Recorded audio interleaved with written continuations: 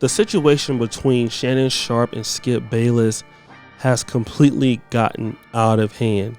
So much so that Shannon Sharpe isn't even showing up to the Undisputed talk show, which is a great sports show in my opinion, probably one of the best besides Stephen A's show on ESPN.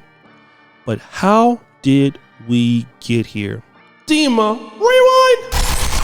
So as you know, a few weeks ago, Shannon Sharpe and Skip Bayless had two memorable conversations. The first discussed Deion Sanders wanting to leave Jackson State. And now Shannon Sharpe is what I would consider a lukewarm pro-black. Just stick with me. When it comes to black oppression and, things happening like blacks getting killed by the police and things like that, he's all the way for the black community. But when you talk about the development of the black community and black ownership and reinvesting in our people as a group, Shannon Sharpe will always take the road that leads him towards the integration pathway. Despite when it's about black dysfunction or, stuff like that, he's going to always be on the sides of the blacks. It's the liberal playbook. Now, I'm saying that because when people are like this as blacks, even though you're successful financially, you're doing very well, they don't respect you. And it's clear as day. Skip Bayless may like Shannon Sharpe. He may respect what he did on the field. But as a black man, Skip Bayless has absolutely no respect for Shannon Sharpe as an individual. And how do we know he doesn't have any respect for Shannon?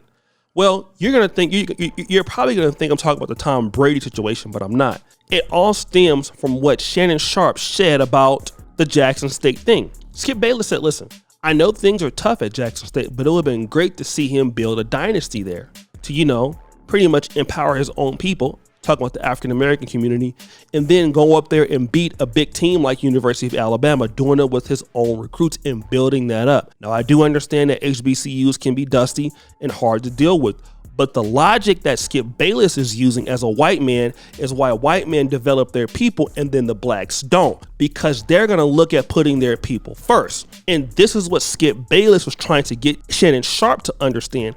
But Shannon Sharpe, who's only pro-black if it's black on black crime or the police brutality, rather, a white person does something to a black person, or if a black person gets called a racist thing by a white person, then he's pro-black. He's that Van Jones sort of pro-black, right? So Shannon Sharpe was like, no, I didn't even want to go to Fort Valley State. I wanted to go to University of Georgia. I had to go to HBCU. In other words, let's diss the people who actually gave you an opportunity. So right there, Shannon Sharpe let Skip Bayless know he doesn't respect his own community. He doesn't respect his people.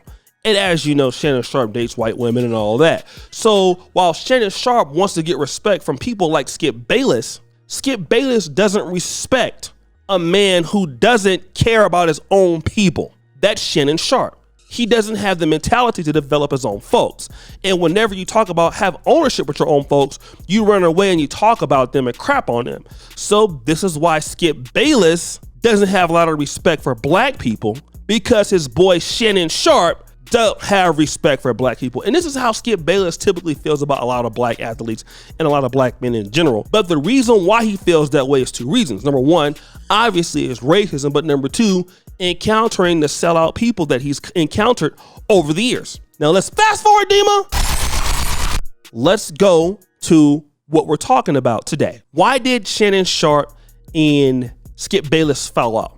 Well, it happened on the Undisputed show where Shannon Sharpe was saying Tom Brady, who is a white quarterback, hey, he's pretty much fallen off at 45. But Skip Bayless, being the compatriot that he is for white people, he's not going to let somebody like Shannon Sharpe diss Tom Brady, the greatest quarterback of all time. And he made an ad hominem argument, which had nothing to do with the conversation in Shannon Sharpe's defense. He said, hey, listen, what do you mean? You're at 35, you wasn't even playing football anymore. This guy's 45. So Shannon Sharpe started getting all mad and yelling and stuff like, sad music. What you mean, Skip? I'm in the Hall of Fame, Skip. I won 2 Super Bowls. But Skip was like, but who are you to talk about Tom Brady? In comparison to him, you're a bum. See, then that's when Shannon Sharpe started getting all butthurt, right? He felt disrespected as a black man, which he was. But you've taught him how to treat you because you're a black man who will do anything to get closer to the integration society. I know we live in America and we're all integrated, but you don't want to build anything with your people and you disrespect your people. So when you start doing that, other groups start dissing you. Now Shannon Sharpe is upset. He doesn't even want to come on to Skip Bayless because his man has been hurt. And how do we know this? Well, Skip Bayless is doing Undisputed by himself. Then also Damar Hamlin, God rest, or not rest, but God give the best idea to this brother. Hopefully he recovers from his cardiac arrest. He's in critical condition. I hope our brother for the Buffalo Bills is able to make it and not pass on. He's a young brother, and then come back, let God heal him so he can come back and play next year or whenever it is he's healthy. But as we know, he has, his heartbeat was restored on the field and the game was suspended. It's the first time that's happened in NFL history. And the players, were so distraught. Players were crying on the side. Players on the Bengals, on the Buffalo Bills were crying. It was like people in the stands were crying, right? And then what did Skip Bayless say? Why was the game stopped? He tweeted that. Why did the game have to stop? Because this black man, Damar Hamlin, almost passed away. Now, see, when you say stuff like that, that's when Shannon Sharpe wants to turn on the pro-black Jews. Because now you're being racist. You're being disrespectful towards the black community.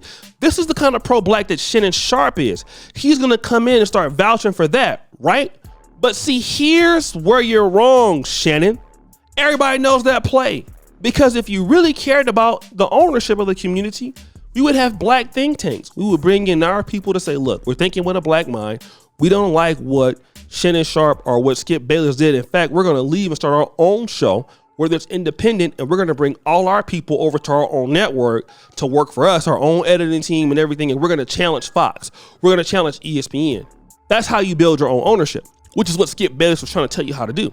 Even though we all know that Deion was dealing with a lot at Jackson State, and Jackson State was having problems. We get it. But that's the ownership part of cleaning up your people, employing your people, putting your people first, and then standing on it as a black man. That's what Skip Bayless was trying to teach Shannon Sharpe, how to be a black man, a real man.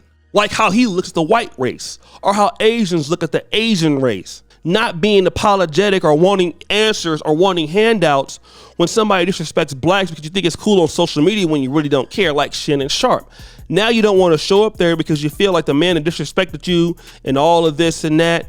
And we all know that Shannon Sharpe not going to do nothing to hurt Skip Bayless or anything. He's just butthurt, right? And I understand why he's butthurt because, I would be hurt too. But we teach people how to treat us. That's what we don't get. We're teaching these people how to treat us. When we say stupid things like we say, when we're telling them, listen to what I'm saying, we don't want to be around our own people because they're too dangerous. We want to be around you. And then the other groups are like, we don't want you around us. Go do it for your own people. This is what Elijah Muhammad said. How many times does the white people got to tell the black man that you need to do everything for yourself? The greater society has been telling black men that all the time. Do it for yourself. We don't want to keep helping you. We've given you enough. Do it for yourself. And instead of us saying that, no, we want to be able to deal with their people, deal with their women, live in their neighborhoods, right? Be over there exclusively with them. And then we want to get mad when we continue to be insulted. Of course, we're going to continuously be insulted when we're insulting our own people in front of them. And they're even trying to correct you to say, look, wait a minute, bro. How about you not do that and go deal with your own folks? Oh, since you don't want to do that, well, then let me disrespect you and make you do it. That's all he's doing. But guys, what do you think? It's your boy, O'Shea Duke Jackson, back at it again with another episode of The Celebrity Junk. Appreciate you for all that you do. Subscribe, hit the bell. I'm out.